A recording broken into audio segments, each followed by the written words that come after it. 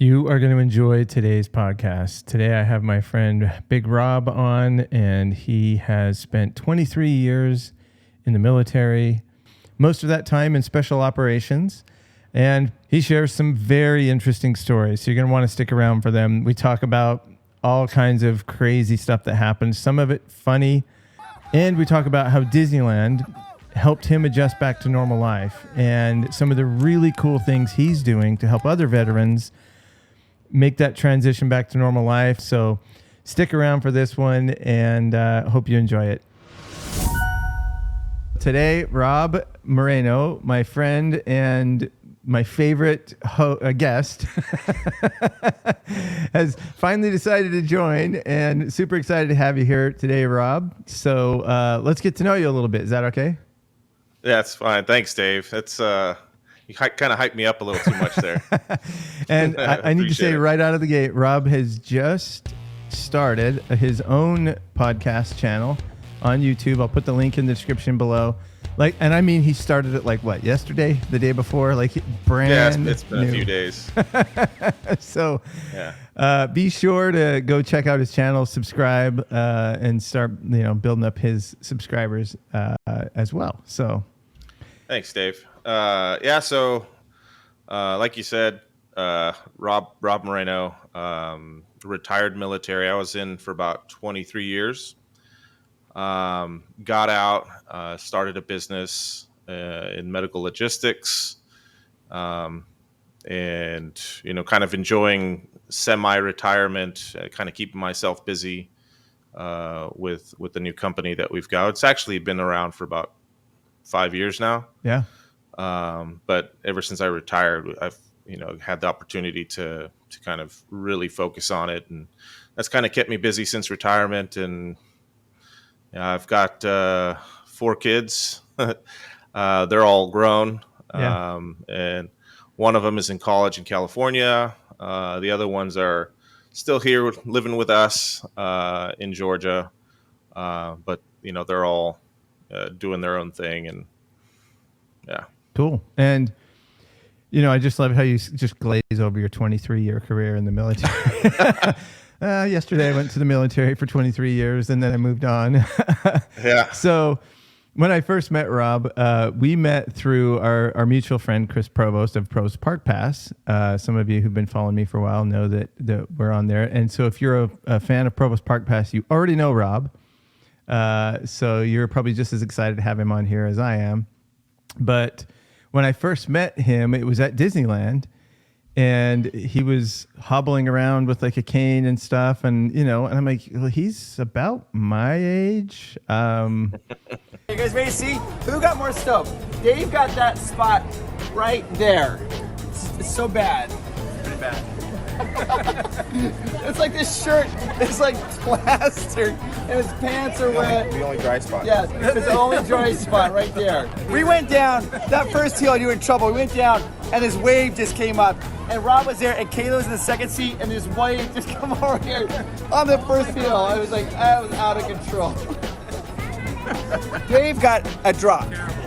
And I was like, well, maybe he's got some, some surgery. Maybe he has a disability or, whatever. And what was the question I asked you? I think I said, oh, is it, you said, it's something about being disabled. And I'm like, oh, it's like a work-related injury. And you're like, yeah.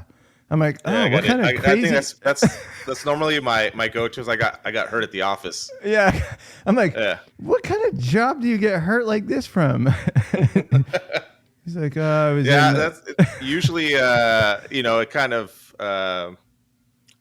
when I'm engaging in this kind of conversation and I say, oh, I got hurt at work, it just kind of ends the conversation. Like, oh, that sucks, and we go on about our day. But then they start asking, well, what do you do? And I was like, oh, in the military. And they're like, that's when the question's like, oh, wait a minute. Right. What did you do exactly? And well, tell everyone what you did in the military, or what, Sure, I mean, sure. You can give whatever, your whole summary of your military, how you ended, what you did, or whatever you feel comfortable with. It's 23 years to cover there. So yeah. Yeah, it's a long time.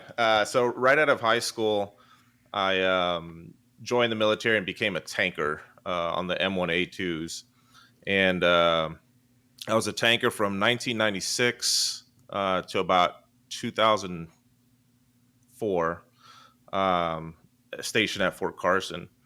And of course, during that time, 9/11 happened, which is the anniversary today. Right.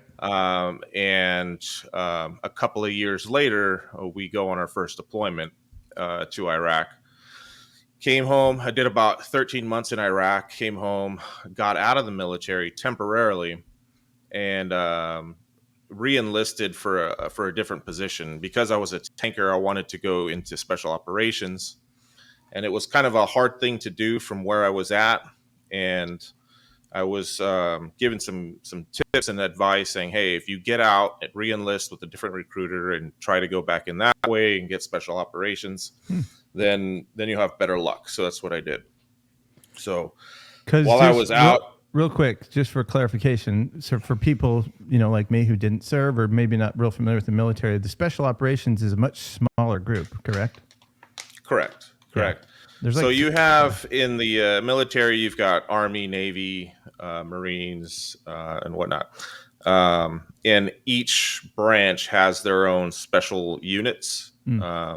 So in the Army, there's Special Forces, Rangers, the 75th, which is where I was at. You got Delta Force. You always, hear about them. The Navy, you got Navy SEALs and so on. Right. So what I wanted to do was very specific, a very specific job within special operations. Okay. Now you can continue with that. Yeah. So when I was in 2004, when we got back from Iraq, I told everybody while I was in. I'll kind of tell you a quick story. It's kind of cool. Okay.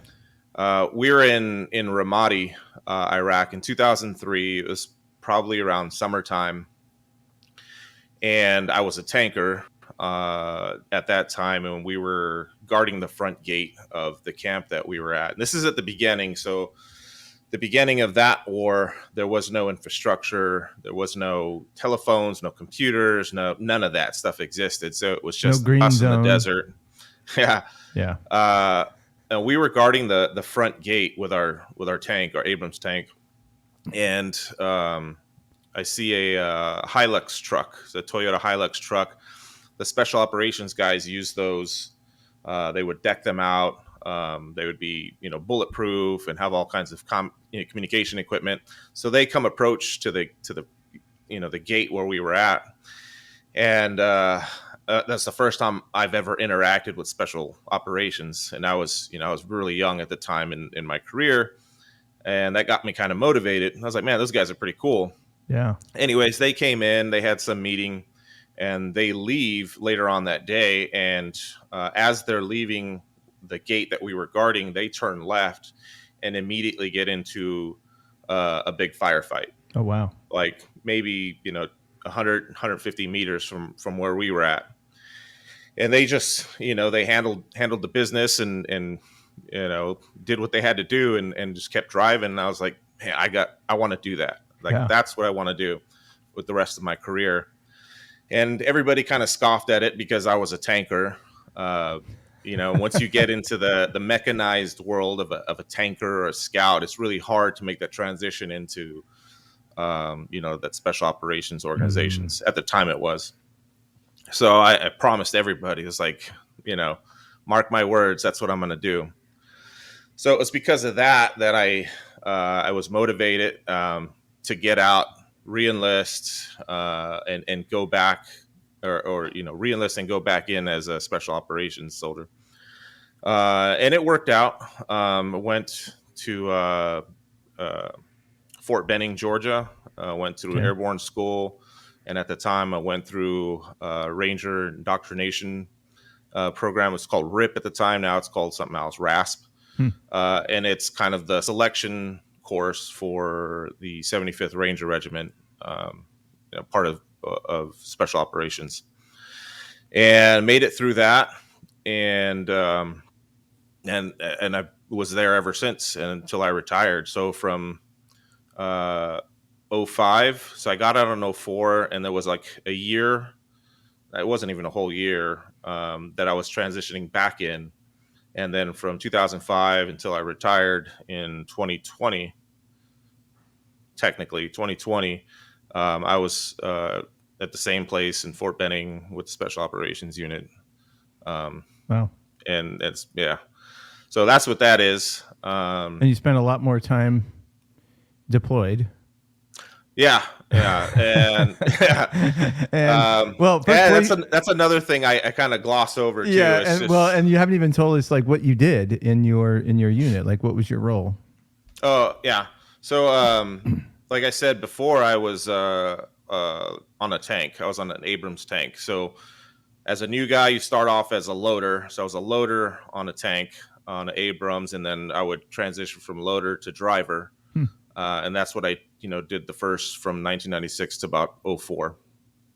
Every kid's when dream I got to drive out, a tank. I'm just saying, yeah. When I got out and transitioned into special operations, what I really wanted to do was infantry. That was the gung ho go infantry, special operations.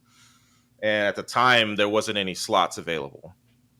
Some technicality, some administrative technicality. They're like, oh, there's no more spots as an infantry guy. You can either go in back to tanker or you can go in as a medic. I was like, oh, medic would be kind of cool, because I've always liked that field.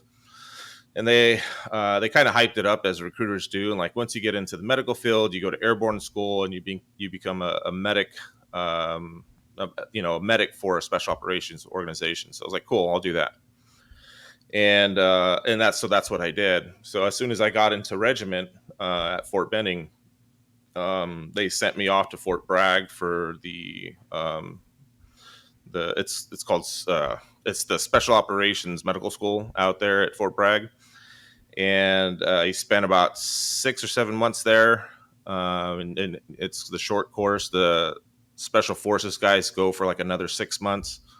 But as soon as I graduated, I got sent back to Fort Benning and integrated back in with my unit at the 75th, and deployed repeatedly from 2007 until 2020.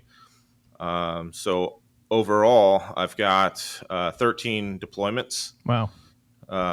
My first one was the long one, was about 13 months. And then all of the other ones were 3 to 4 months at a time. So we'd go for 4 months, come back for 7, go for 3, go for 4, come back for 6 or 7. And it was like that every year. So some years we would deploy twice. And if we weren't deployed overseas, we were deployed to another state or somewhere else for training. So I spent a lot of time in the last 20 years of my career away from the family and away, just from home. So retired, and it took some getting used to, but man, that's why I kind of made that video about, getting out of the city and enjoying the quiet life. Right. Man, I love it. I love the quiet life.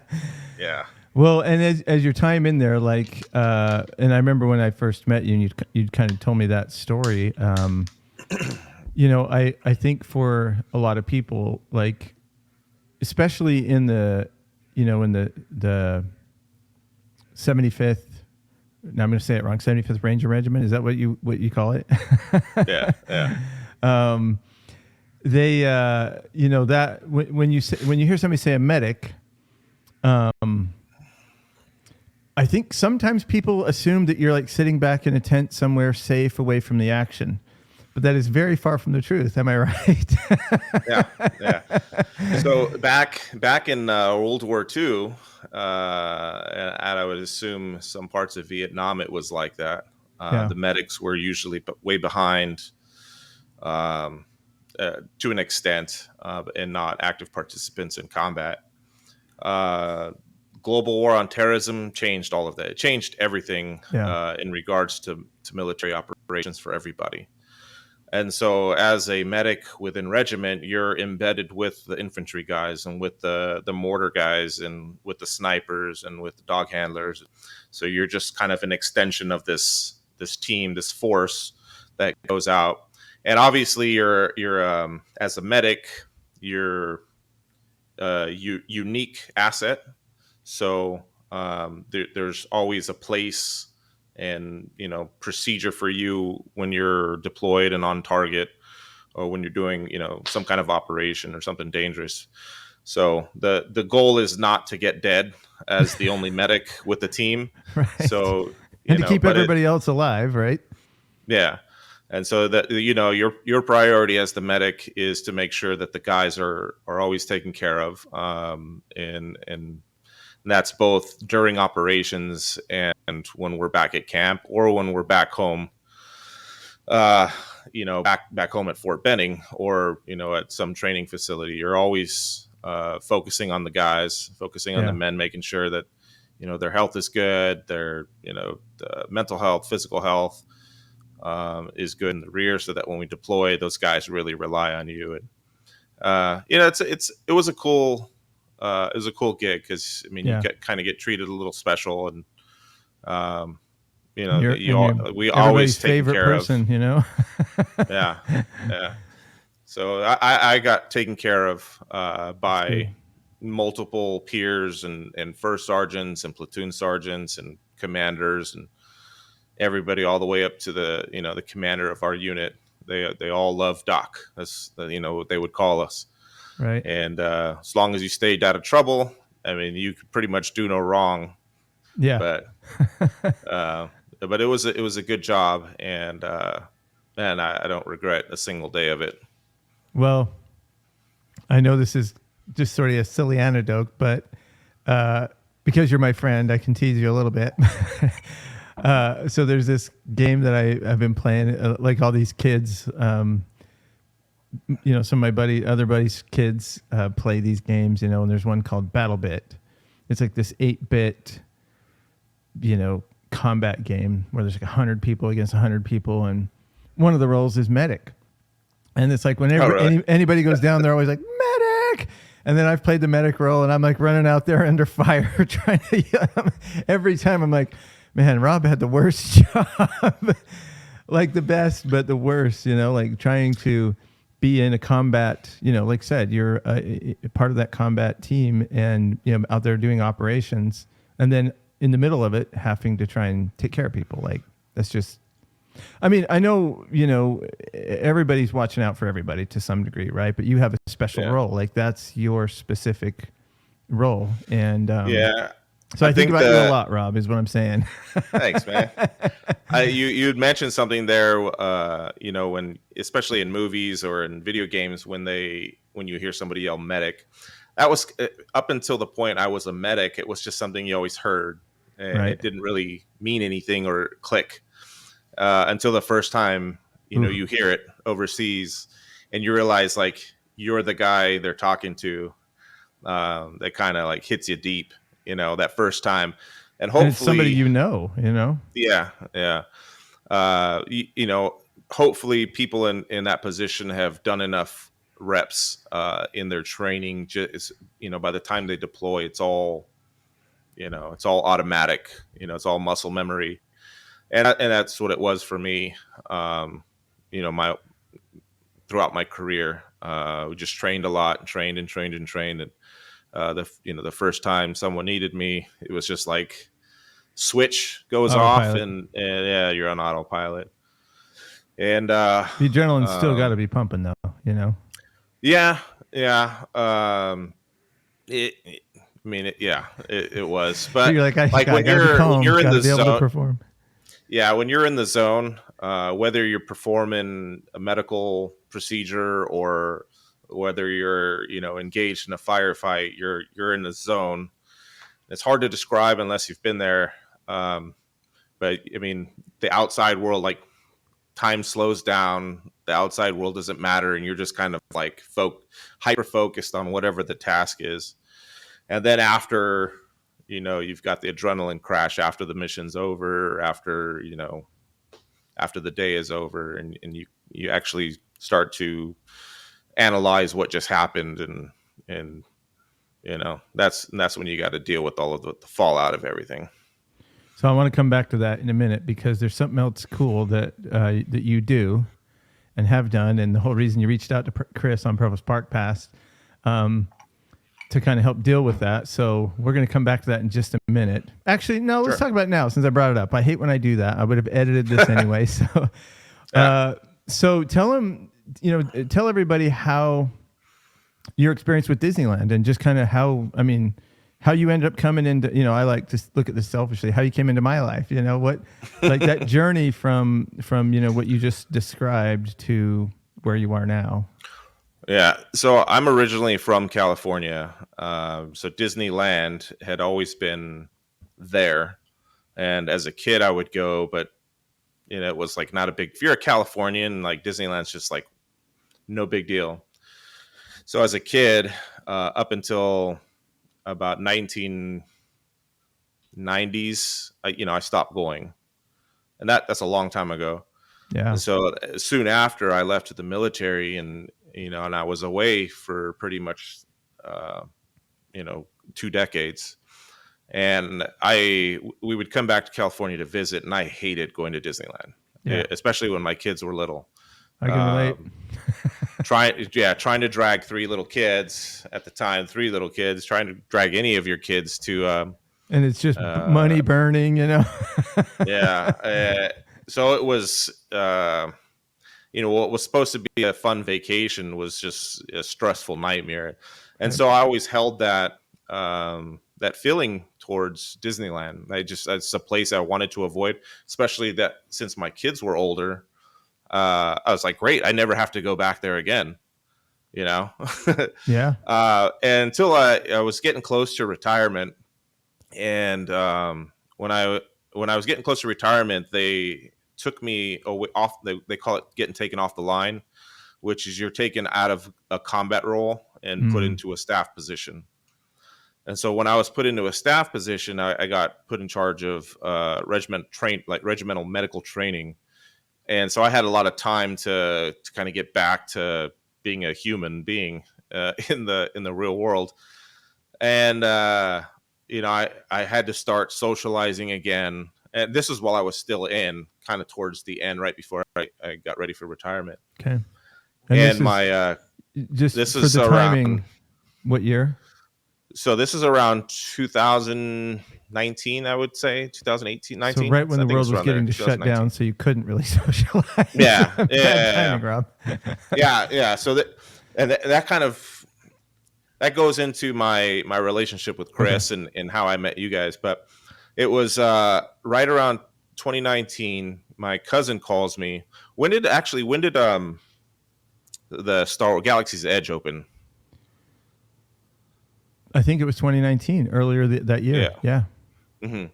So it was right when it was getting ready to open, and my cousin calls me, and she says, "Hey, come meet us in California." She lives out in Norfolk with her husband, who's in the Navy. She's like, "Come meet us out in California. We're going to go to Disneyland." I was like, "Are you crazy?" It's like, "I'm not going out there." She's like, she convinced us, and I was like, "All right." So I told my wife, I was like, "Hey, let's go hang out with our cousin in California. They're going to take care of the room. They're going to take care of everything. We're just going to go and try to have a good time. No kids, no responsibility. Just show up and let's hang out with, family." So we get down there, and this is a big event for the opening of Galaxy's Edge. And we were there for about 3 days, and I had the most fun I had in a long time. I was smiling from ear to ear because my wife, my cousin, and my cousin's husband were kind of like putting a bubble around me everywhere we went, trying to keep my stress level low. Right. It was an effortless trip, and I had so much fun. And I was like, wait a minute, so you actually can have fun here as an adult, as an adult, yeah. And I was like, that was kind of fun. And we stayed there for 3 days. And I was like, hey, we got to go back. We got to try this again, just with me and my wife. And so we made a couple of more trips, and we planned it out, very precise, like where we were going to stay, how long we were going to stay in the park at any given moment. And we just kind of controlled the entire day. And it kind of opened me up a little bit. I got rid of some of my social anxiety that I had just being around a lot of people. And it wasn't like I would freak out. I was irritated by a lot of people. It wasn't like I'd have, like a panic attack or anything like that. It was just my stress would go up, my frustration would go up, and it's probably all the same thing, anyways. But I started to learn to control it a little bit more with each trip, and then it was right around that time when COVID hit, that my outlet, and this was right when I was getting ready to retire, my outlet for becoming a human being again was getting ready to get shut down. Yeah. And I ended up watching some YouTube videos of Provost Park Pass leading up to and through COVID that kind of kept my my head on straight. And I was just like, oh, this is kind of cool. Watch these videos and still kind of have some tie to that outlet I had. And so we got through COVID, and I met Chris, and we became friends, and I got to meet you guys, and these trips became very therapeutic, honestly. And I had such a good experience, as long as you're controlling the situation as best you can. I was like, man, I got to get some other veterans out here to participate in this. And so I try to think of ways that I can do that. Like, how do I get more vets out here to experience this with minimal stress, with their families, just to have a good time. And so I ended up starting a nonprofit called the Ready Room Foundation. And it's got more than the goal of going to Disneyland, Right. but that was one of my focuses initially, because it worked for me. It's got to work for other people, as long as you set the conditions the right way. Yeah. And one of my buddies, a guy who deployed with us, he actually got hurt, and it was a guy that I treated overseas. I remember him telling a story when he went to Magic Mountain. He has got a prosthetic leg, and they told him he couldn't ride because of the safety issues of his prosthesis.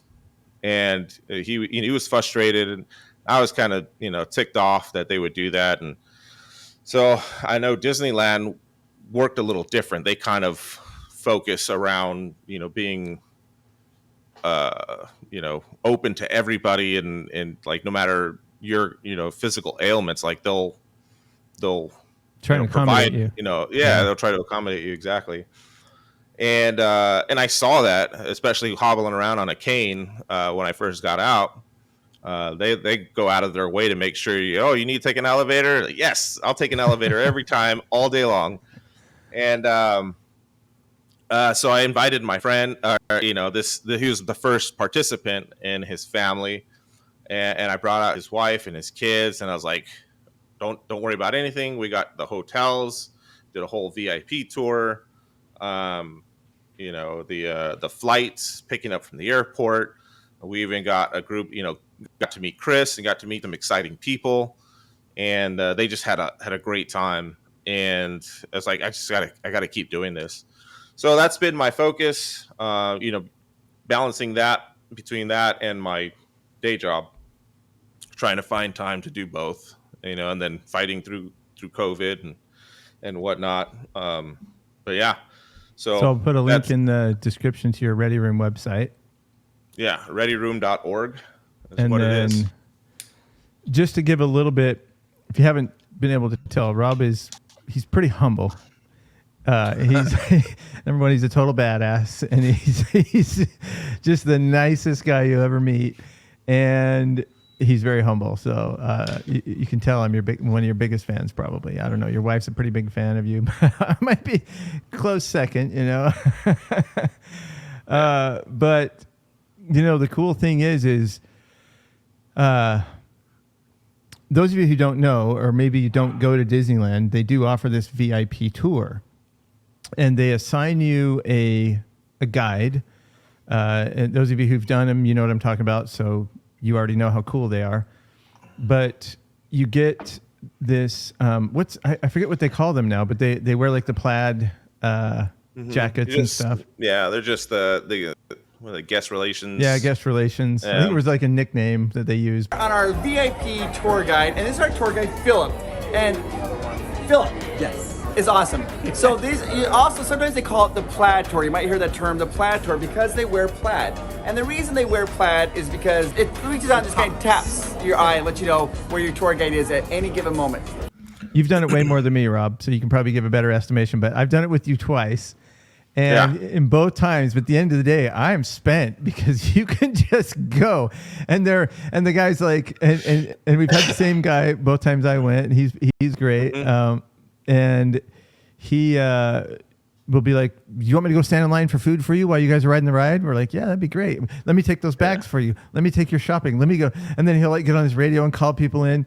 So there is no better way to do Disneyland. So it's not just that you get, you know, I'm going to air quote front of the line because it's close to the front. It eliminates a lot of your wait time. And then, but they just make you feel, they take the stress away. So what Rob is talking about there, as far as having that, not having to worry about anything experience, the first time, Chris told me that's what you were doing, I was just like, there is no better way to do Disney. And if you're doing it with somebody who's been through this experience, being in the military, being in combat, dealing with, potentially PTSD or whatever, just whatever, trying to get back to, like you said, to be a normal human. I'm like, what a cool thing. And then for you to cover their airfare and hotel and everything else, like, it's amazing. Such a good cause. And so anytime I'm like, I see, these people posting online going, why are adults going to Disneyland without kids? I'm like, yeah, I used to kind of feel that way. Yeah. I when I hear people say, like, why are adults going to Disney, and it, just kind of passing it off as weird or, whatever problems they have with it. I think they just don't understand, or maybe they're not going in the right conditions. Maybe they don't have the right kind of friends or whatever. But I will tell you from the perspective of, like, in my situation, why I love it so much. So for the last, I mean, we're in 2023 now, but from the point when I started going for the last 2 decades, going to all these different countries and kind of seeing the absolute worst of humanity, just losing friends and carnage and, loss and just despair. After I retired and I started doing this, and I got to see people happy. I got to see families, even if kids are crying because they're tired and they want 2 churros or whatever. I mean, it was still the amount of joy that I saw in the park was like, it took a while for me to, like, understand, like, people genuinely are good and love each other, and everybody's nice to each other. Occasionally you have the weird Disney brawls that you see on YouTube or whatever, but for the most part, it was just a place where I got to just people watch. Why did I spend the last 20 years doing what I do? Yeah.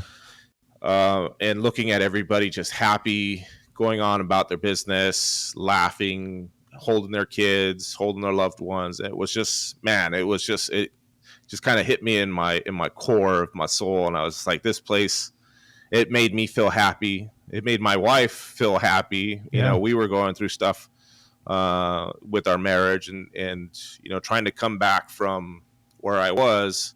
Yeah. And Disney was a big part of that. And it wasn't, it wasn't the weird, it wasn't the costumes, it wasn't the characters. It was just being in a place where people are happy, and there was a lot of joy, and I was surrounded by it. And my wife noticed that I was kind of thriving in it, and she just kind of kept feeding it, and I kind of came out the other end pretty good, and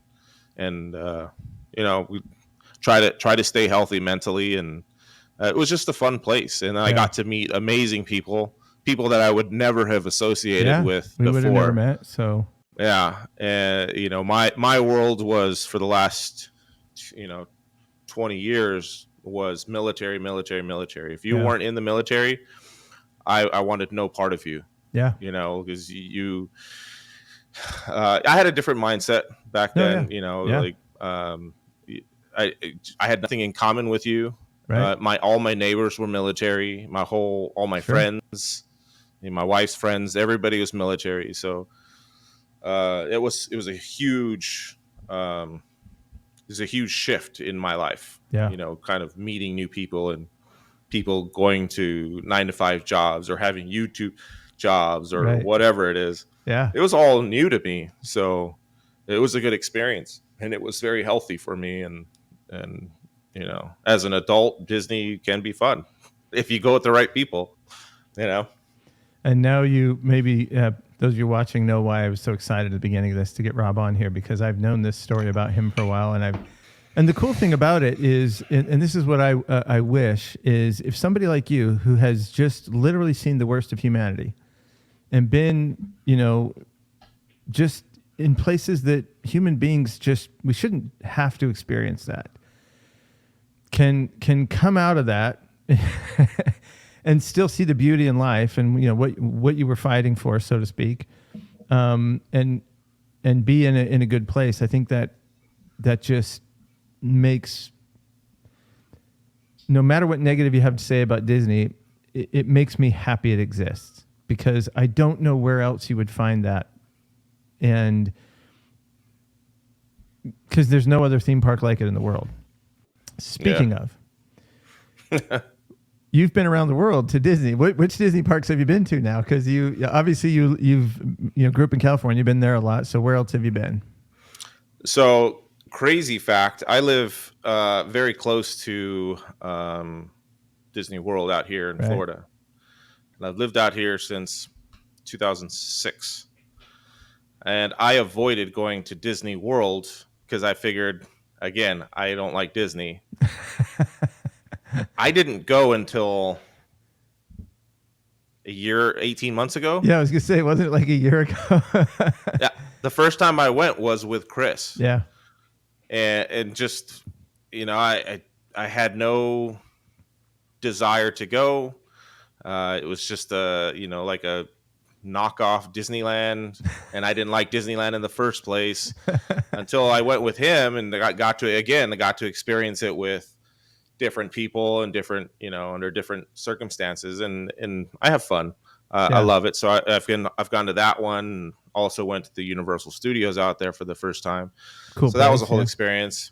And then I got to go to Disneyland Paris a few times. Yeah. I went the first 2 times with Chris, and then the last time I finally took my wife after a lot of guilt tripping and you know. So I finally took her with me and one of my daughters and one of my sons, and we all went to Paris and got to spend about a week there. Seems like you really enjoyed it too. Yeah. Oh yeah, it's awesome. Yeah, I love it out there. But I haven't gone to any of the ones in Japan or China or anything like that. Just yet, maybe someday, right? I haven't been either. Haven't been to Paris. I've only been to the 2 coasts. Yeah, so you're still beating me, you know. So 2 questions. Well, one related to Disney, and the other one, I'm sure there's a burning question some people might have, but related to your injuries. But do you have a favorite park? Well, I think Disneyland, just because of what it's done for my recovery, and the ties to Walt, and my where I've met you guys, and that's always going to be my favorite park.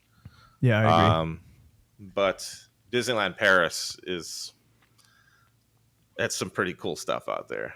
And Chris I just wish it wasn't so expensive to get out there. Right. But Disneyland, Disneyland Park in DCA, that will always, there's no place like it. Even Disney. And that's crazy. I don't understand the fascination. A lot of East Coasters out here love Disney World. Right. Diehard Disney World fans. And they say Disneyland's blah. Yeah. I don't get it. I don't get it. Yes, it's bigger, but it's not Disneyland. It's probably it's just because a where their different core experience. memories are, being on the East Coast. That's Yeah. the first place they went. That's where their core memories are, Like I went to Disneyland a couple of times as a kid. My parents took me. And then in 1984, when Epcot opened, we went to Disney World. And that became my favorite. I loved it because of Epcot. Epcot back, and especially back in 1984, it was amazing. I mean, Epcot is still arguably one of my favorite parks there, for different reasons over the years. But so I get it from that perspective. Like I think if it just depends when you have those sort of core memories and what makes it. But overall, between the two parks, I would say I like Disneyland a little better just because we're small town guys, right? Disneyland feels like a small town park. Epcot feels like the world. And now that I'm older, Epcot is awesome. Yeah, I love yeah. Epcot. It's great, isn't it? Yeah, As an adult, Epcot is Yeah. really, really fun. Yeah. It's Yeah. just a cool, fun place to hang out with your friends and lots of cool rides and some of the best rides in Epcot too. So it's a pretty cool place. I go for the food and drink. The food and drink is the tour around the world. I know. Yep, it's a good thing. So let's, if you don't mind, I brought it up, and so when Rob was telling me, well, I got hurt at work, and I'm like, oh, well, how'd you get hurt? He starts listing off all these injuries. I'm like, what kind of job do you have? I'm like, is he like, what? Like, there's, and I saw his little slide grin. He's like, I was in the military for 23 years or whatever. I was like, oh, okay. And I'm like, well, being in the military is not inherently dangerous. Like the military is a massive, most people don't have dangerous jobs. So I'm like, I think even at the time, I'm like, well, obviously you weren't like a chef or something. Yeah. And not that there's anything wrong with all those other roles, but I'm like, just because you're in the military doesn't mean you're going to end up injured. And so I started asking you about how you got hurt. And he said, his response was, well, which time? I was like, oh, okay. What was your scariest time? And I don't know, like, do you want to, so people are going to say, how did you get hurt, Rob? What injured you? Yeah.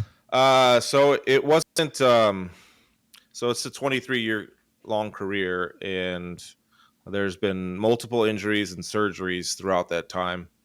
Some of them were directly combat related. Others were training, and others were just prolonged impact on joints and bones and stuff like that has caused permanent damage. Hauling around all that gear. Yeah. So I just kind of tell you from the beginning. In 2003 was the first time I got hurt, and this was in the beginning of the invasion, and back then there were no big hospitals, there were no big TV camera crews out there. There was nothing out there. It was just us, our vehicles. We didn't even have GPS. Like, we had maps that we would use to navigate the country. And we ended up, this was later on in our deployment, and we ended up out west in Haditha. Out in Haditha, there's a dam that kind of controls the big lakes and all the power and stuff to the local villages down there. And we used to do route clearance, and route clearance basically involves driving up and down the highways looking for people putting bombs on the sides of the road. Sometimes you would do route clearance in a tank, which I love doing because when you're driving a tank, you're pretty secure. Yeah. So we would do like mine clearing. We'd put big jaws on the front ends of the tank, and we just go driving around the sand looking for mines to blow up. And sometimes you would hit them, and sometimes you wouldn't. but the pucker factor, if you know what that expression was always present. So there was a lot of overpressure, which that kind of is where the TBI started. Yeah, a lot of overpressure. Back then, hearing aids or like what we call ear pro wasn't a thing. You had bare ears, like. Mm-hmm. Oh my gosh! Yeah. Now describe overpressure, maybe for people who don't know what that means. So when you're, I don't know the science behind it, but I will tell you from my perspective. You have the experience, yeah. Yeah, from my perspective, when you're in a vehicle like a tank, right? Inside the tank, you're pretty much safe from penetrating projectiles going through the steel of the tank. But you always had a hatch open or two hatches open on the top. This is usually where the tank commander and the loader, which is either I was a loader or my buddy that was a driver, would swap. So those two hatches were open. And when an outside explosion occurs, the amount of concussive force travels through the air and for some reason echoes inside the turret of the tank. And because it's like if you were to throw a firecracker inside of a container, right, it would cause that container to kind of expand, or you would cause damage to the container itself. And so that's kind of what happens inside of a vehicle when you experience that overpressure, is all of that explosive power that gets bounced around inside that turret needs some place to get absorbed and some place to go. And it was usually us, your body, because we were the squishiest things around. So it would hit us pretty hard. So I got kind of used to that. You'd hit something loud and it would go boom, and you kind of do the self checks to make sure you had everything, and you do the comms check with your crew, and everybody's good. All right, move out. Let's keep going. Look for the next one. You just can't hear for an hour or two or days. So inside the tank, it wasn't too bad because we had these helmets that had the comms on them, and something like this, but they weren't the best. Right, they weren't like the fancy ones now. Yeah. I mean, these headphones are probably better than what I had. Wow. Back in those days. So that's kind of what the route clearance was. And one day, towards the end of my first deployment, we were doing a route clearance in a Humvee, and it was just two Humvees. We'd go out, drive the road for an hour and a half, 2 hours down this major highway, just to make sure no one was out putting explosives on the side of the road. Turn around, come back, and call it a night. One of the nights that we were coming back, we sunk a little too far to the right into the side of the road, and there happened to be an anti-tank mine there, and we hit it pretty bad. Wow. And actually, I have a picture. Wow. Yeah, so this was this was an up armored vehicle. We only had two of these. The rest of the vehicles we had were either the tanks, which we didn't always use, or soft skin Humvees. So it's basically a Humvee with canvas doors and canvas top. But this was from an anti-tank mine. Wow. But we were all okay. Just a lot of concussions. That just took half of that vehicle out. Yeah, I mean, that's all steel and that's just reinforced amazing. Metal. It's amazing that you were all okay. And I the first thing that popped into my mind looking at that is 2 feet further.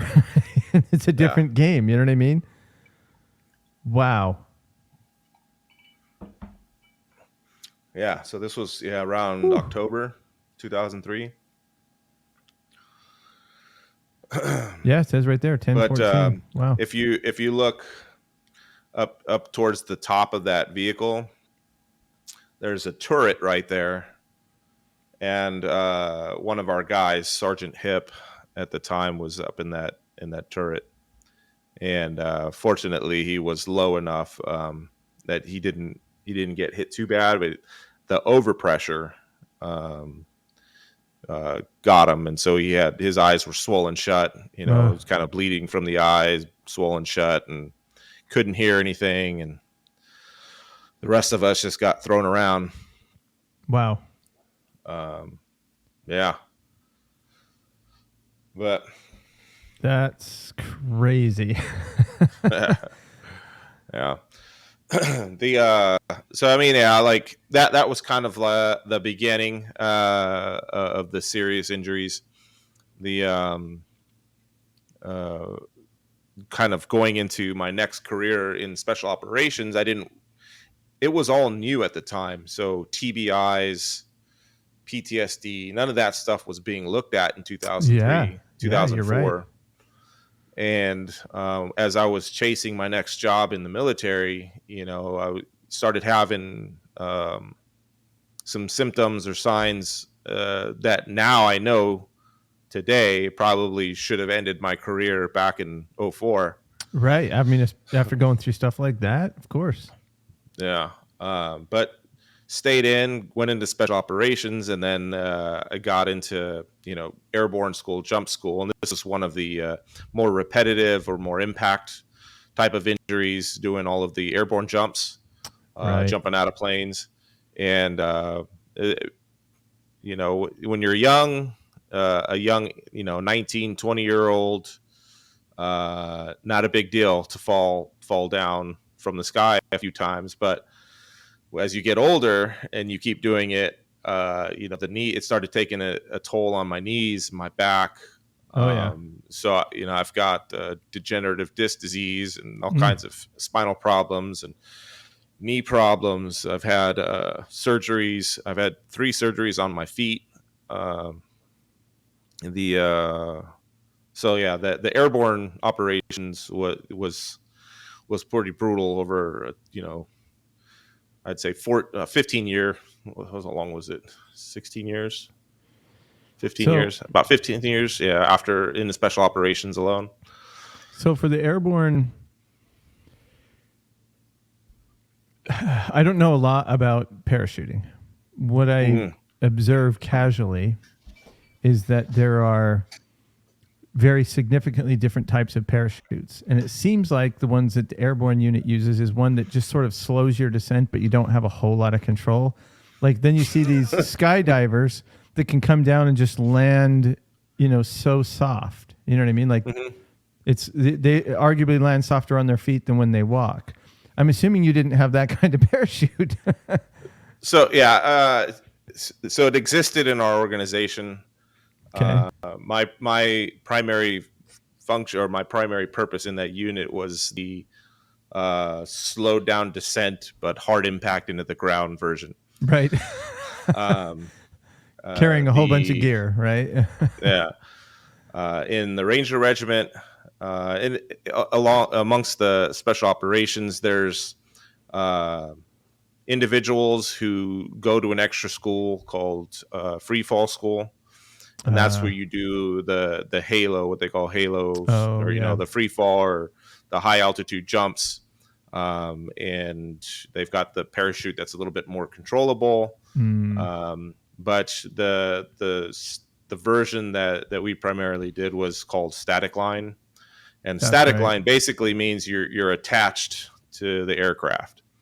So as soon as you leave the door of the aircraft, the plane, as it's flying away, is pulling your parachute out for you. So usually, probably 99% of the time, it does its job. Sometimes it doesn't, and you have to pull your reserve. Did you ever have that happen to you? So I've had bad exits. So leaving the aircraft, I jumped out. And either my equipment hit the door. It was all my fault usually. Oh, okay. But I jumped out and I started spinning. Ooh. And when that happens, your risers to your parachute get twisted and it doesn't fully open. The canopy doesn't fully open. So it'll be partially open, or sometimes they'll call what's a cigarette roll and you'll fall. And those kinds of things that happen to me, you pull your reserve, and a second parachute comes out and slows you down. Scary but though. You got to do it. Yeah, you got to do it fast because you've only got about 1,600 feet to make those decisions. So I've had a lot of hard impacts. Sometimes the wind put us into the trees, or the wind, will take you and kind of you only have so much control. Yeah. With those parachutes with the toggles, and I've had some bad ones, but I mean, I think probably 99% of the guys out there will tell you they've had some bad landings. Yeah. But I've seen guys land on their equipment, so they'll drop their equipment from their body. So when they hit the ground, ideally your equipment somewhere off to the side, but they've come down on their equipment and like shattered their femurs or broke their back or whatever.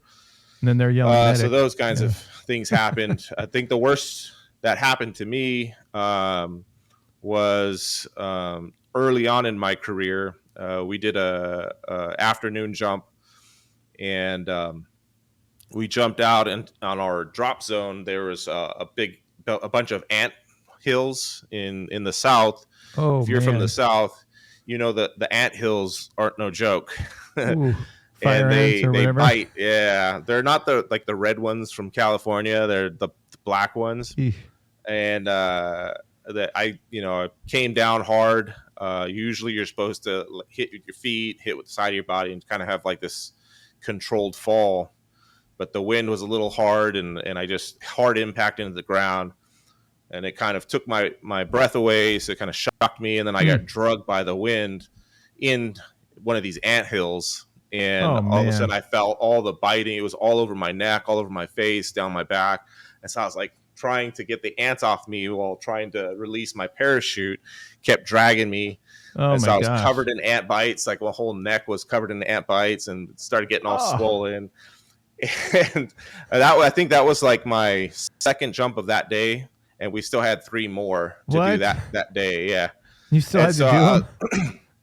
Yeah, we had to do so many jumps in that day. And so not only did I hit my head real hard, and like I hurt my neck, and I was covered in ant bites, and I had 3 more jumps to do, and I was just like, what am I doing here? But anyway, the rest of the day went fine. I missed my tank. Yeah, the rest of the day went fine. But I mean, that kind of job. It's hard on your body. Airborne, yeah. I've been in the helicopter one. We were in a pretty bad crash landing, if you will. It was a pretty bad hit. Everybody got thrown, so there was some hurt backs, concussions, and things like that. Wait.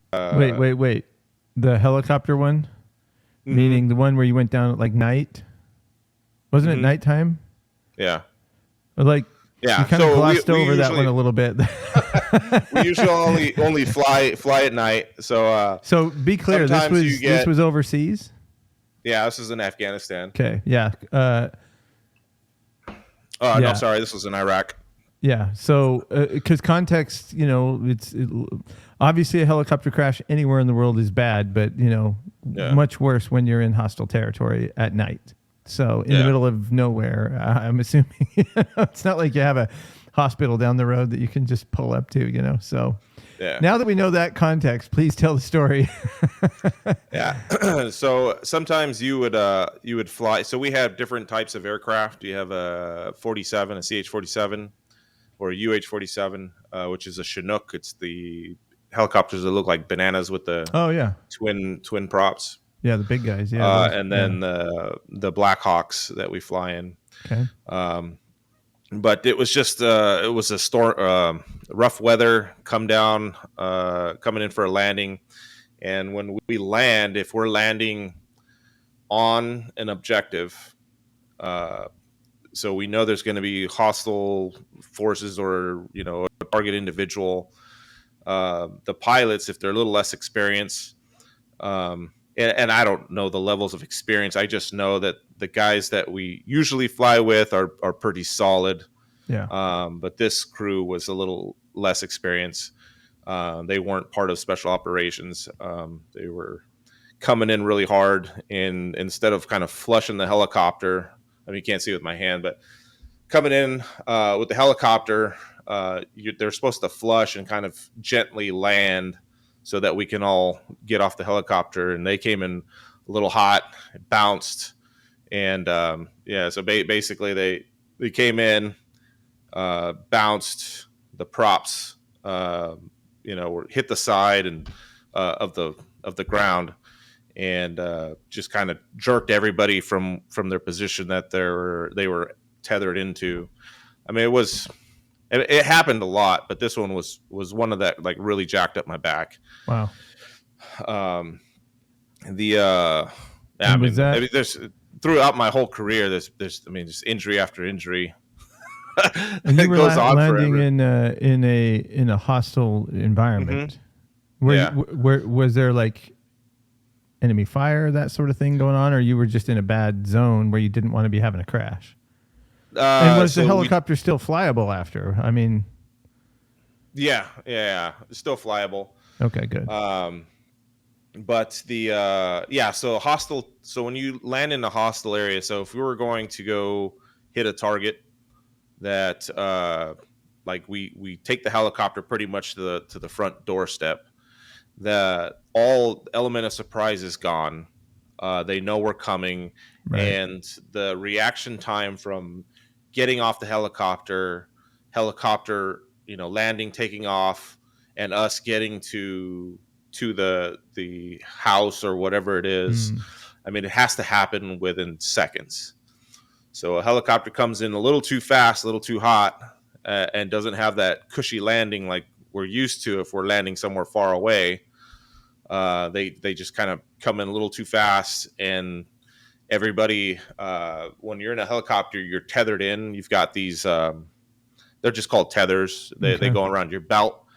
And when you're in a helicopter, there's little anchor points around the helicopter. You anchor into one of those so that you don't fall out of a helicopter if it's banking, or, in the event there's one of these hard landings, that you don't get thrown out of the aircrafts, things like that. Okay. So getting jerked. Well, we didn't take any fire that night. That's good. Not immediately, but yeah, it was just the threat of landing in a hostile environment on the front doorstep. There's always that threat, so it just raises tensions, causes more mistakes, wow. Yeah. So other injuries, when I was in Kabul, it was probably one of my more recent ones. In Bastion. That's also in Afghanistan. Okay.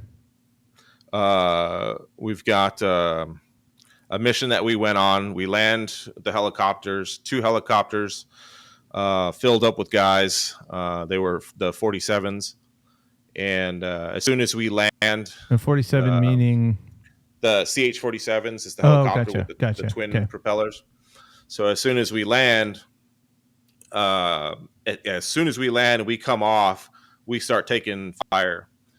And so usually if we're away from a hostile environment, when the helicopters land, everybody kind of trickles off the helicopter and kind of takes a knee so that the helicopter can take off. Causes smoke to go everywhere, but it's generally a very easy process. But when you land on the front doorstep of an objective, like I said, the element of surprise is gone. Yeah. So we landed right on the front doorstep of this facility. It was a large complex, and the 2 helicopters landed, 2 different locations. I was the one on the left. Well, I don't know if the screens, but I was on the left-hand side. And as soon as we flushed, we came down, and then right away you hear over the radios, troops in contact. And that just means we were taking fire. And it's really hard to hear, especially when you're coming off a helicopter with the rotors going. But as soon as we come off, I mean, you can see exchange of fire between our guys and their guys. Wow. And you can start to hear the rounds kind of cracking by you and ricocheting off the ground. So I jump into this. This is at night, so I've got night vision on, and when you have night vision on, your depth perception is completely off. Oh. Because you're looking through these tubes, and your depth perception is not the same as if you were looking through the naked eye. So I was looking at this dark, it looked like a little hill, like a little mound. And so I jumped behind it to get cover from the incoming fire, not realizing that it was a trench. That was probably about 8 feet deep. And so when I jumped down into it, thinking it was like, a couple of feet, it was a lot longer fall, and I ended up hurting my back really bad, and my face got all jacked up. Ow. And adrenaline got me through the night. We eliminated the threat. I got help getting out of the little, we called them waddies, getting out of the trench or the waddy, and finished the rest of the night on the objective. Took helicopter back to camp. As soon as he got back to camp, I sat down, kind of just taking a breather. And as soon as I tried to get up, my back went out. And I was like in the most extreme pain that I had ever felt. And that was the first time I had like a significant back injury.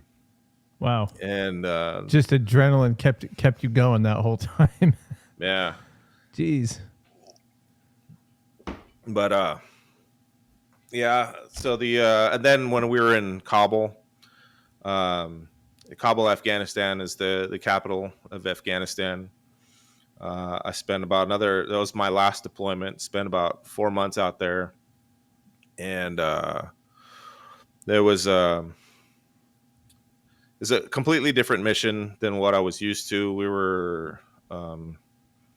We're living in the city of Kabul City at the airport at H Kaya, and that Kabul, the H Kaya is the airport that was all over the news when we pulled out of Afghanistan. So I spent a lot of time there,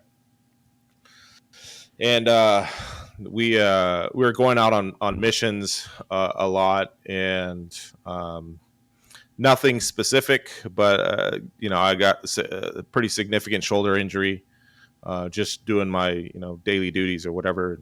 Right. And that caused that was the result of one of my surgeries on my shoulder. And I had surgery on my other shoulder some years prior, and it's just like a big blur of getting hurt and being in the hospital, and it was all the time, man. It's kind of hard. I would have to pull my medical records, which are actually they're here.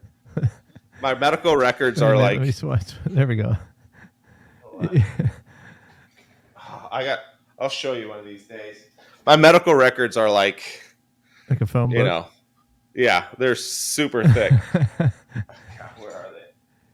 Well, 23 years of that type of work, just like you said, just the training alone is going to be hard on your body, let alone, actual in-country missions and everything else. Wow. But yeah, so when we first met, when I was hobbling around with a cane, I was pretty fresh off of my last surgery. Yeah, I remember you talking about one of my foot surgeries. And up until that point, I was still jumping. I was still doing PT. I was still kind of doing the requirements of being in that organization. And this is in your 40s, by the way, right? At this point, yeah. Yeah. There came a point where I noticed that my junior guys were kind of passing me up on the runs. They were recovering a lot faster than I was. Of course. Yeah. And I kind of like, okay, I'm at a point where like I know I can't do this anymore. Yeah. I would have to put on a face and a show, like when I take the guys out to go do PT or go do training, and I show no pain, show no fear or whatever. And then at the end of the training or events, all the young guys would go and clean up, take showers, or go on with their day, and I'd go home and just be in extreme pain for a couple of days, trying to recover so that I can go do it again, in a few days. So when it got to that point, And then, my surgery started happening more frequent, and the physicians that I worked with, the doctors that I worked with, they started noticing, a slowdown, and they started. I had a bad accident here at the house one day. The back injury, my back went out again. Oof.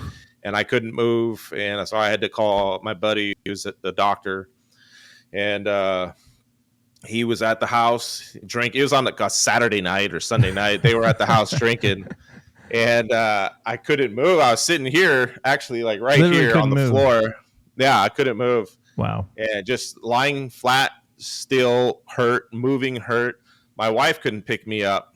And she's like, "Do you want to call 911?" And I was like, "Oh, God, no, I don't want to do that." So I was like, "Call James." He's my friend. I was like, "Call James now." And so this was like, I don't know, 1:00 in the morning. And so she calls James and another friend. And 30 minutes later, they're knocking at the door, and they pick me up. They pick me up, take me upstairs, and they had brought their medical stuff, their drugs with them. And they doped me up pretty good. And they're like, "Hey, this is pretty bad. We got to take you to the hospital." Wow. So they throw me in the car. They drive me to the hospital. And, they stay there for the night. They stuck around kind of half drunk. And I mean, that's kind of what your boys did for you. That's why I'm laughing. I'm not laughing at your pain. I'm laughing because I'm like, here's a guy who spent, his entire career in the military. And when you say just, the concept of calling 911, you're like, you don't call 911. There is no 911 in Afghanistan. You got to call in for a medevac or whatever, Wow. Like, if you're back home, and you get hurt, I was usually the guy they would call. That's yeah. So, all the guys, because you're their guy. I've had friends, especially the younger guys, that would get hurt either on a weekend, during some, if they're out in the woods, they broke an arm, dislocated something. If a guy, split his head open, the guy, got something, I would always get called. I mean, wow. Even if it would even be like, "Hey, I think I caught something this weekend with some girl." I was the guy they would call, and I go and fix them. And then when it finally happened to me, I had my boys that I can call, and they were here without flinching and took care of me. That's awesome. That's really cool. After years of all this stuff and everybody noticing my recovery time slowing down, and my wife kind of seeing me struggle, walk around the house, and it was like, "Hey, it's time." That was an emotional event. Trying to come to that conclusion on my own was pretty emotional for me, 'cause I had done this for, like I said, over 2 decades. I mean, and so your when it's time entire to hang adult up the life, boots, basically, at that point, right? Yeah. I mean, you said you were enlisted when you were 18, didn't you say? Or yeah. Yeah, so your entire adult life, that's what you'd been doing. Yeah. That's amazing. Yeah. And I was going to try to tough it out for a couple more years just to try to get to 30. And I remember I met General Cleveland. I think this was like 2012 or 2011. General Cleveland was the commander of all special operations. Oh, okay. He came and he was talking to us, and something he said a long time ago had stuck with me. Later on in life, and he's like, "Hey, you've only got one body, one family, one life. When it's time to hang up the boots, it's time to hang up the boots." It's just an expression, but it stuck with me. So, it took a little bit, but I finally got there mentally. Like, hey, I'm 40 something, and my life is Still basically left. halfway there. So I got to enjoy the other side of this world from a civilian standpoint. So now as a civilian, you talked about this a little bit in the beginning, but you came out, and you want to just give a brief description of what you do now? Yeah. So towards the end of my career, like I said, they put me in staff, and they put me in charge of training, all medical training. And so I learned some tricks of the trade in the medical logistics area in the industry. And so I kind of took all that knowledge when I got out. Before I got out, I set up the company and everything. Oh, wow. But when I officially got out, we kind of went at it 100%. But basically, we started a medical logistics company. And I took all of the knowledge that I had from doing medical logistics and, I guess medical supply, logistics and supply in the military, and kind of just translated that into the civilian sector. Nice. So, yeah. So we sell, first aid kits, bandages, tourniquets, whatever, you name it. We sell it back to the government, to fire department, to cops, to law enforcement, to park rangers, whoever's in the market for it. Actually, I think everybody should have this kind of stuff in their cars. I agree. But yeah. You never know when you're going to need some bandages and some tourniquets and some gauzes and stuff. Totally agree. We started the company, and we've kind of keeps me busy. We're doing all right, and that's good. Kind of made it through the COVID stuff, and so it keeps me busy. I think that's the biggest thing for retirees is to stay busy. How do people find your company if they want to order some medical supplies? Tourniquets. Yeah, it's so the company is called Rapid Resource Medical Group, and it's just rapidresourcemedical.com. And I can give you the link. And it's basic equipment. A lot of people try to get their stuff on Amazon, but it's usually Chinese made and not very reliable. All the stuff I have is either we manufacture or we work directly with the manufacturers of all these products that we've used in practice, in real life, overseas, on real patients and real casualties. So stuff is reliable and genuine product. And I don't think there could be a better endorsement than somebody who spent, how many years as a combat medic, I mean, because when you talk about reliability, it has to be reliable because you're the guy. There's no hospital, I mean, obviously there's hospitals in Afghanistan and whatnot. I mean, you have the military, things, but usually when you're out on a mission or whatever, or out on operation, you're the guy. So your stuff has to be reliable. So that's a pretty good. I think the cool thing about that job too is, like, as a medic in special operations, it's a little bit different. This is kind of a little segue or deviation from the topic. This is what I want to hear, though. Yeah. The difference between a medic in the special operations world and a medic kind of in the general force is completely different.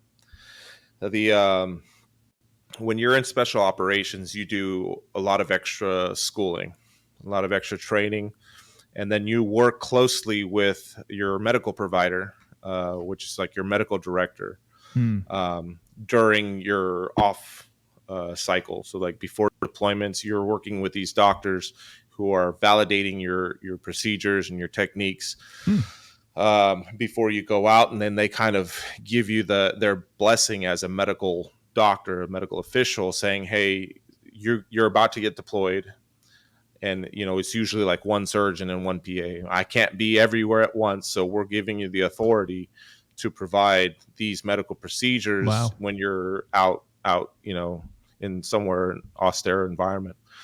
And so the things that we would do, we would do thoracostomies, so thoracic, so chest tubes. So we would be able to do surgical punctures in the chest and provide, chest tubes. That stuff usually happens in a hospital.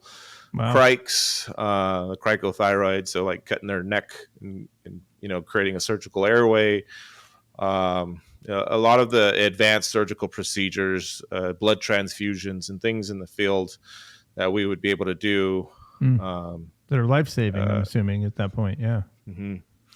So, and the normal medics, they do, a lot of them learn a lot of stuff, but they usually have some limitations just based off of their training and what they're authorized to do. But I think any medic out there has got my deepest respect, and it's a good job. Well, we talked about your injuries, and we don't have to get into it at this point, but when you talk about a whole nother topic, talking about all the types of injuries that you had to see and deal with and treat, and some of them, like you said, you saw the real horror of war. That's up close and personal. That's you're seeing the result of that. So mad respect for that as well. Yeah. I think it's a lot easier to talk about it now. Like I kind of mentioned earlier, you kind of see the worst. Yeah. Of humanity, the carnage of what people do to each other. It sucks, man. Yeah.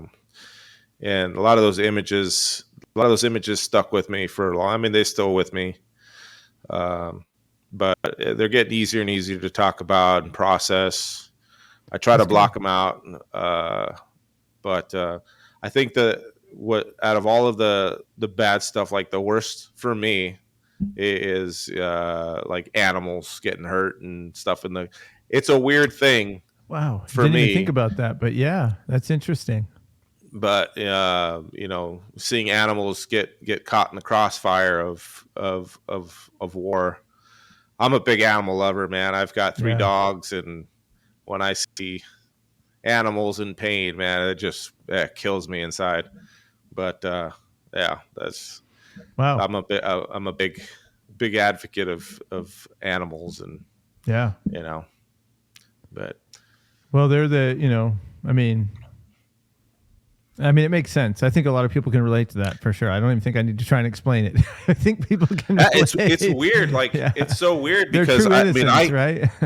Yeah, it's like I can deal with even in the civilian side. Like when we're home, when we're back in the rear, I would go spend some time in an emergency room. That was part of our keeping our credit hours and our credits up and training.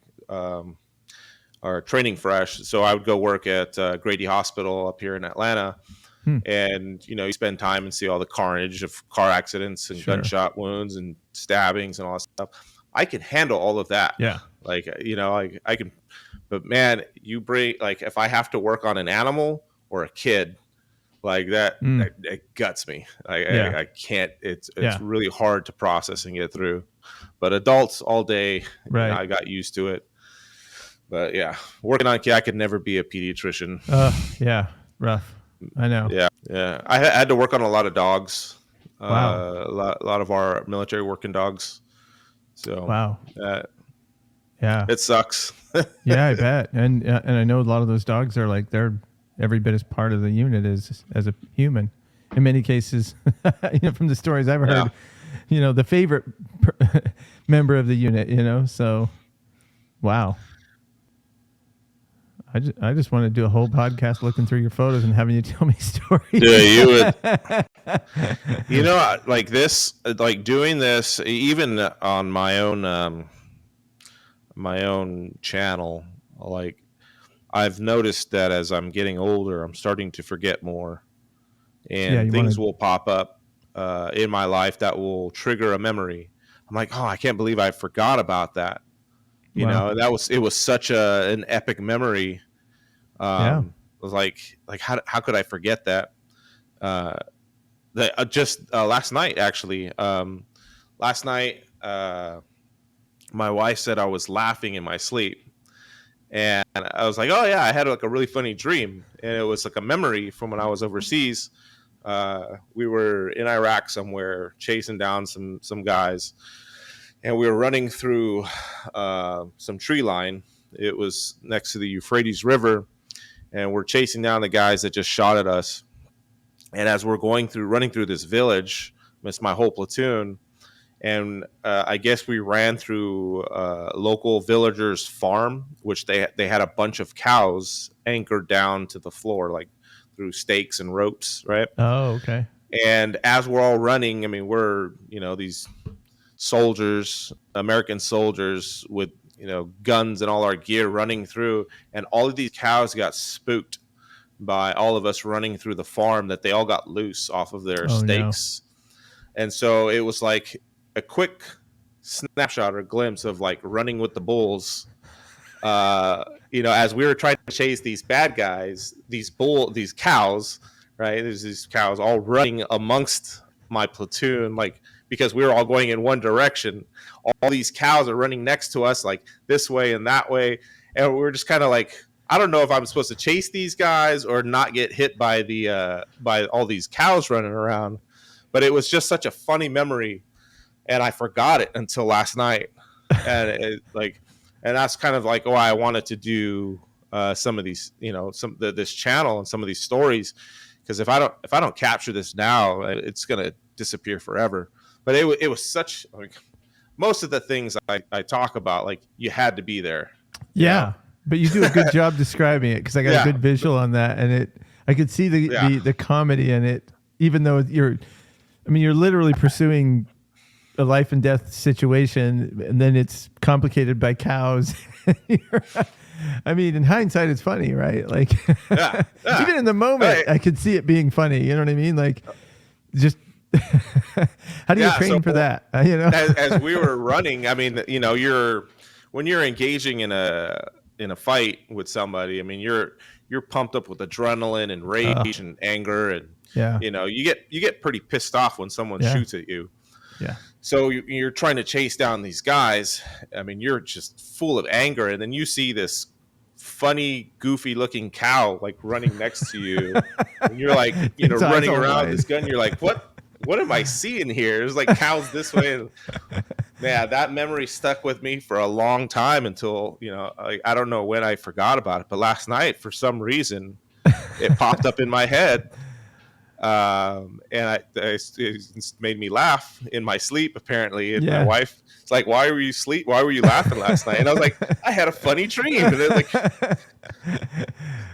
that's great. What a great story. That's such a funny story. Yeah. So you got another plug for your channel. You got to subscribe if you want to hear more great stories like this, right? I've got some funny stories that I tell my family. It's been a while now that I've been out, and I'm slowly starting to tell them more stories about, just little events, little things that happen. Yeah. And the funniest thing that happened to me, like that one I'll never forget, but I love telling it because it was my first welcome, I guess, or my first exposure to combat. Like a significant, like, direct attack event. So we were, it was, I don't know if you have time, if we're going over or whatever. Yeah, you keep talking. So this is in the beginning. I'm a tanker, and we had been driving from Kuwait up, we're all on the march to Baghdad, and you're in these tanks forever. And there's no like stopping at a store to use the restroom or anything like that. I mean, you have to use the restroom either on the go. So if you're in the turret, if you've ever seen the movie Fury, a lot of the things are true. Like, you have to, number one and number two, sometimes you got to go. Wow. So you go in the tank. So we had been on the road for such a long time that, you get to hold what you got to hold and go when you have to go. But I was holding it because I knew we were getting close to where we were going to, set up camp for the night. And we finally get there. We all park, and we have to, make sure the area is secure enough so that, we can't just wander around, because now we're deep into enemy country territory. Right. And I had to go really bad. And at the time, in the beginning, I don't know if you remember, there was like a big threat of WMD, right? Yeah, I remember. Yeah. So, we had these special suits on called J-less or mop suits. And it was like really thick material, charcoal lined. And you had all this stuff on underneath. You had your like fire retardant suits. So, and then on top of the 120-degree heat, I was gonna say, it sounds hot. you had like multiple layers. It was hot. Wow. But so we pull off, and I don't know if you've ever seen the little foldy chairs. I don't think I have one here. They're just like the little X chairs. Oh yeah, I know the ones you talk about. They go like that, and they got a little saddle. Yeah. Well, we had engineered a portable toilet seat. So somebody actually brought a toilet seat from one of the castles, Saddam's castles that we stopped at, and they converted the little saddle seat into a portable toilet. So it had like a little flap, and we created a toilet, right? Clever. So you get your shovel, and you'd go find a spot. So I grab all this stuff. I grab the toilet paper. I grab the shovel. I grab my rifle. I got my helmet on. I got all this stuff. I'm walking down this hill. So it's in a little place right next to the Euphrates River. Okay. It's the furthest any American has gone ever, right? So they had never seen Americans here, and we're in like way deep into their territory. So we get there. I jump off the tank. It's the first time we've jumped off the tank in a long time, and I run down this hill to go get some privacy. Privacy was didn't happen very often. Yeah. And as I'm running down, the tank commander, Sergeant Hendricks, yells down. It's like, Moreno. It's like, yeah. He's like, make sure you stay somewhere I can see you. And I'm like, Roger, Sergeant. And so I go behind this little berm, and I'm down a hill, probably maybe 25 feet, 30 feet. But I'm behind a berm, behind like a little dirt hill, so that I get some privacy. And so I start taking off this suit, right? And it's not just like, it's got zippers, buttons, like hooks and stuff that you got to take off. And so I finally get it all off, and I open this toilet seat. I got my gun and everything sitting there. I sit down on this makeshift toilet, and so I'm sitting there, and then I hear a loud boom. I was like, what is that? And then I hear a loud whistle, right? Oh, no. I've never heard it before. I hear this. And I was like, and then I hear a big splash, like, bah. And I was like, okay, that doesn't sound right. And first time I've ever heard it. Wow. And then I hear another one, boom, boom, boom, boom. And then I hear Sergeant Hendricks yell up there, Moreno, get the F up here. And he's cussing at me. So I'm like, holy crap. And now it's sunk in, and we're getting hit with artillery. Oh, my gosh. And it's hitting like all. So we're on the top of this hill. Where it's coming from is across the Euphrates, and they're lobbing it over the river over at us. So I'm sitting there on this toilet with my pants around my ankles. I've got all my gear all over the floor, all over the dirt. My rifle, my shovel, my toilet paper. So I grab it all at once. I grab everything, the toilet seat, everything. And I'm running up this hill, trying to hobble up with my pants around my ankles.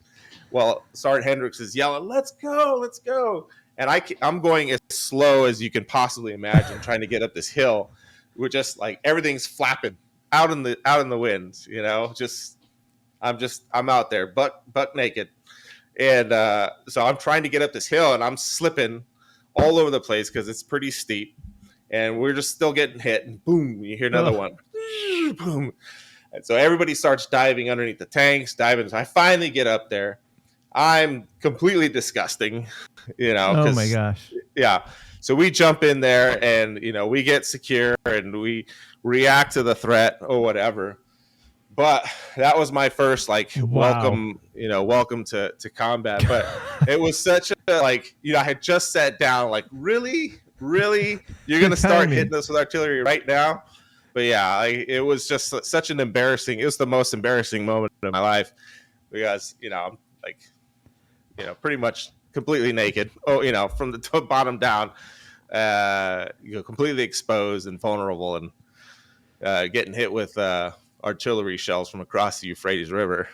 But I mean, but it was a funny memory. That's real life. You know what I mean? Like that's real life. That's one thing that you just don't think about, like bodily functions, as they say, when nature calls, nature calls. And of course, the timing just couldn't be worse. Like, yeah. So yeah, anytime I'm driving in a car and I feel like if I can't find an exit real soon, I'm gonna remember you and go, you know what? I got it pretty good.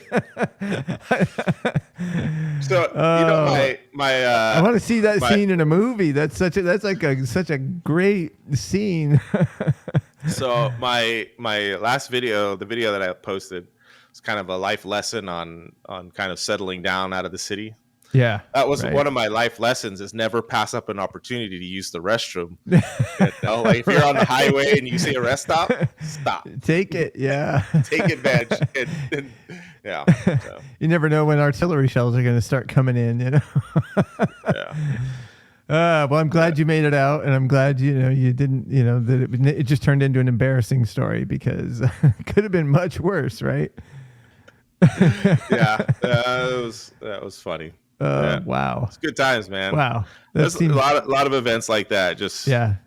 Well, I'm glad we captured that story. You got to get those stories down, because that's classic. Yeah. Good stuff, Rob. Well, I just looked at my time, and we've been talking for 2 hours. I got to save some of the conversation for next time. I could talk forever, man. Oh man, I love this. I love it so much. And I have like 50 questions I want to ask you, but I gotta save them. But bring them, man. I'll keep talking, and we'll keep doing these as often as you want. Okay, let's do them. And for those of you, in case you didn't already know, I'm going to put the links in the video to his websites. Yeah, Rob. Okay, so we'll have you back on. Make sure you go subscribe to his channel, because I think when I subscribed, I'm pretty proud to say I was in the top 5. I'm pretty sure I was in the top 5. Like, that's how new it is. So if you want some bragging rights that you're going to be one of the first subscribers to a very popular channel, you go subscribe to Rob's channel. Thanks, man. I'm going to try. I'm trying it out, and we'll... Yeah. And like you said, nothing else. I like doing this stuff just for me. Like, I want to have people on that are interesting, and I want to tell them stories, and because maybe your kids, your grandkids, some historian 100 years from now might find it useful. So that's kind of how I think about it. Yeah. So thank you, Rob, for joining. Can't wait to have you back on next time. Thanks, Dave. I appreciate it.